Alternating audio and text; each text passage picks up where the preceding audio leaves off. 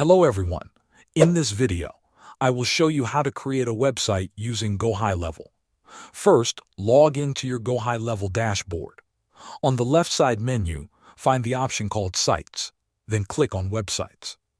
This will open the website builder area where you can manage and create your pages. Next, click on the button that says New Website.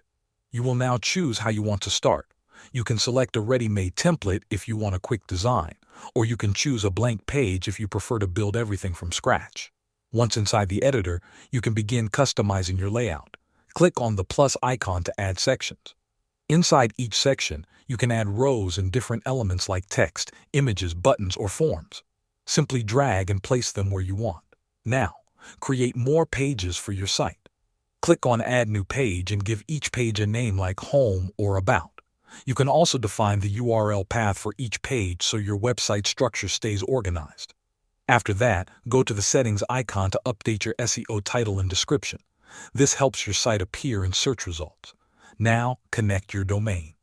Go to Settings, then Domains, and add your custom domain using an A record or CNAME. Finally, save your work and click Publish to make your site live. Thanks for watching.